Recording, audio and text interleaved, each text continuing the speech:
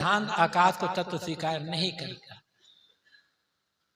नैनम छिन्दन्ति सहस्राणि नैनम दहति पावक न जलम क्लेदन्ति आप न सोचते मारुता। ये गीता में कहा गया है। नैनम छिन्दन्ति सहस्राणि, शस्त्र आकाश को काट छेद नहीं सकते। शस्त्र मिट्टी से बनता है। ये जितने भी लोहा है, लक्कड़ लोहा है, ये सब पत्थर है, ये सब है, सब मिट्टी के तो गुण धर्म है, मिट्टी से बने हुए हैं।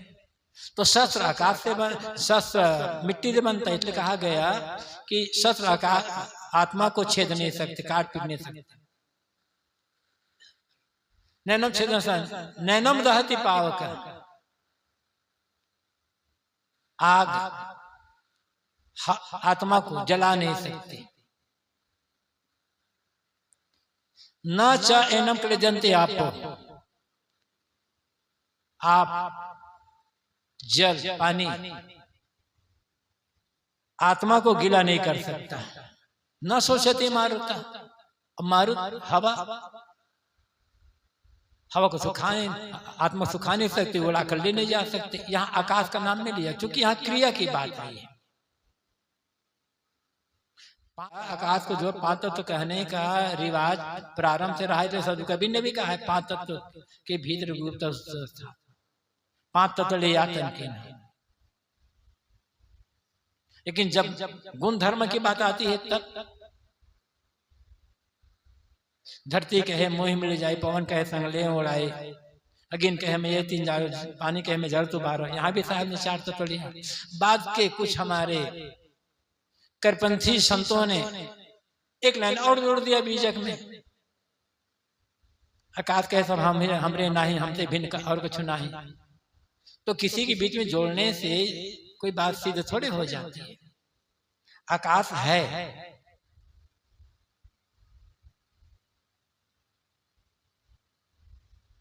लेकिन वो तत्व नहीं, गुण, उसमें गुण धर्म नहीं है।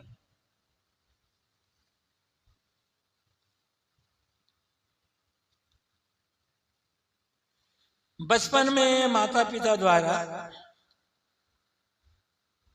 दीक्षा दिला दिया जाता है। बड़े होने पर पता चलता है कि गुरु का आचरण सही नहीं है या गुरु अपने मार्ग से भटक गया है।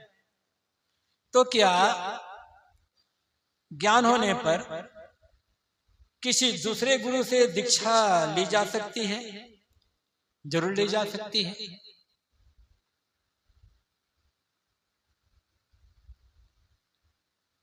गुरु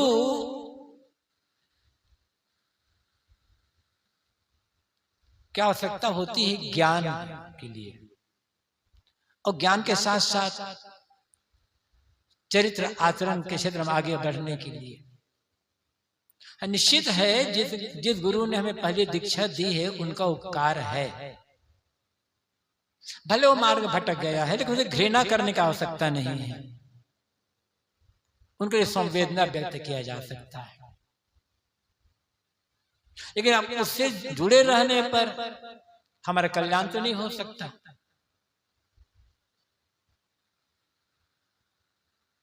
कल्याण उस गुरु से होगा जिसका आचरण भी सही है और ज्ञान भी सही है।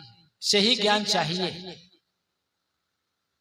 सही ज्ञान के अभाव में ही सारे भ्रम हैं, अंधविश्वास है, कल्पनाएं हैं, मिथ्या महिमा है। कहीं भी किसी भी प्रकार का कोई भ्रम, अंधविश्वास, कल्पना, चमत्कार है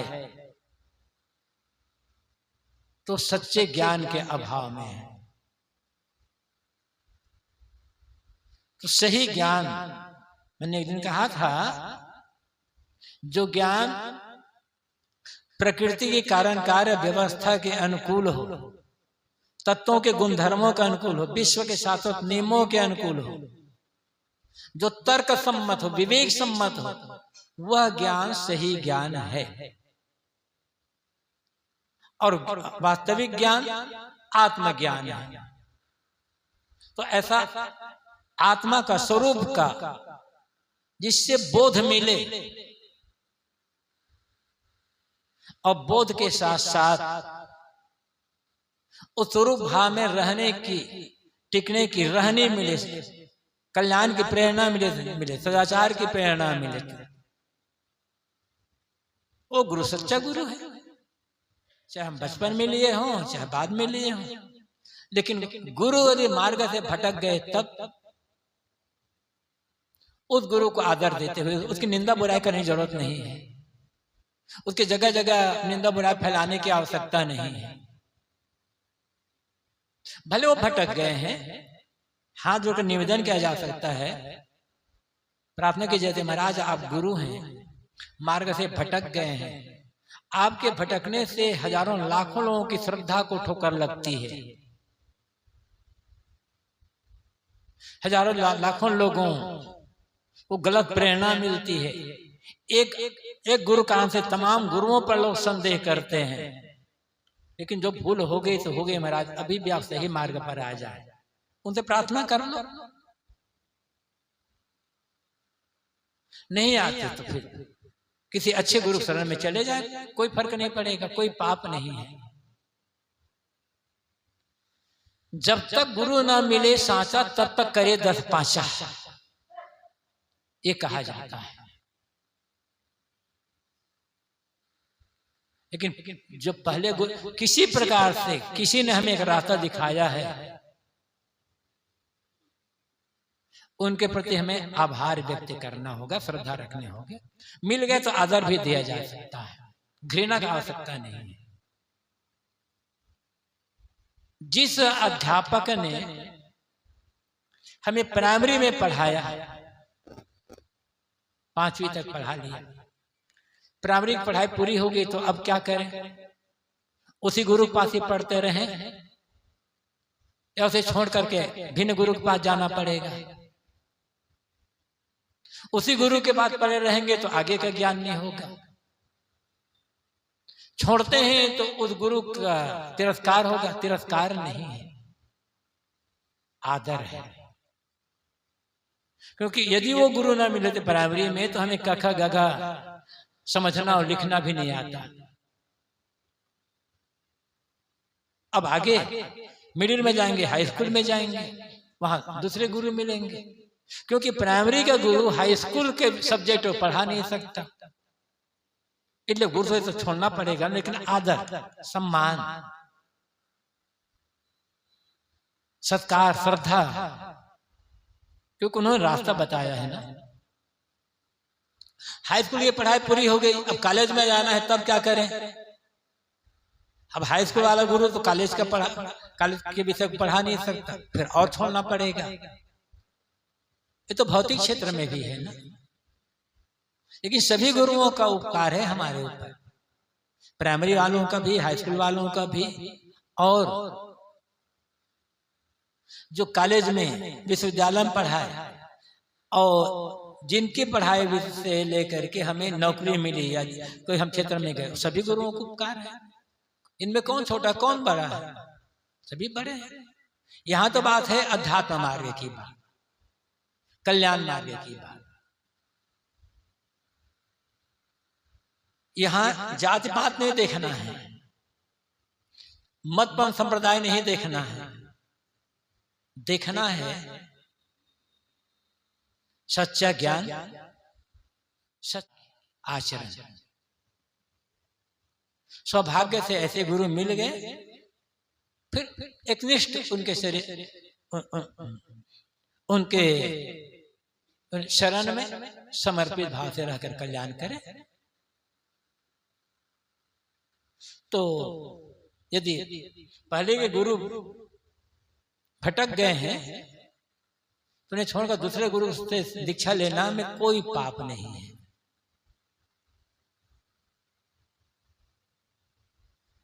एक प्रश्न है,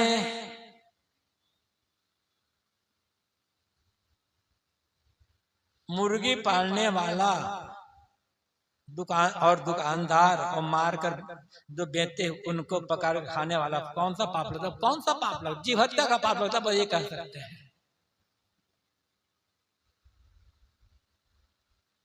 मुर्गी पालने वाला मुर्गी बेचने के लिए ही करता है, दुकानदार मुर्गी बेचने का ही काम करता है। किसान से पूछो क्या कर रहे हो, कहेंगे कि हल चला रहा हूं, खेती कर रहा हूं। कसाई से पूछो क्या कर रहे हो, कि मांस बेच रहा हूं। अंतर है ना दोनों में। खेती में भी जी हत्या होती है, बिना हत्या के खेती नहीं हो सकती। लेकिन किसान और मुर्गी पालने वाला, मांस बेचने वाला, दोनों के उद्देश्य में जमीन आसमान का अंतर है। कुछ ऐसे लोग होते हैं, कुछ ऐसे संप्रदाय हैं जो ये कहते हैं कि खेती नहीं करना चाहिए। क्यों? क्योंकि खेती करने पर तमाम जीव की हत्या होती है। चींटी, कीड़े मकोड़े, कितने लाखों लाखों की हत्या हो जाती है। आजकल दवाई से रखना पड़ता है, कितने कीड़े मर जाते हैं। इसलिए खेती नहीं करना चाहिए, क्योंकि हत्या होती है। अच्छी बात है। तो हत्या से उत्पन्न अनाज खाना भी नहीं चाहिए, क्योंकि पाप लगेगा।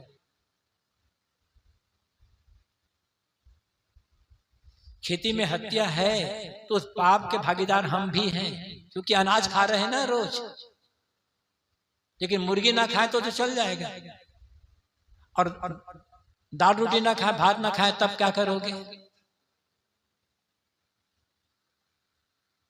तो मुर्गी बेचने वाला, बकरा पालने वाला, भेड़ पालने वाला, उनका उद्देश्य ही अलग है। वो मारने के लिए ही है, और किसान जिलाने के लिए करता है। किसान उद्देश्य मारना नहीं है, जिलाना है।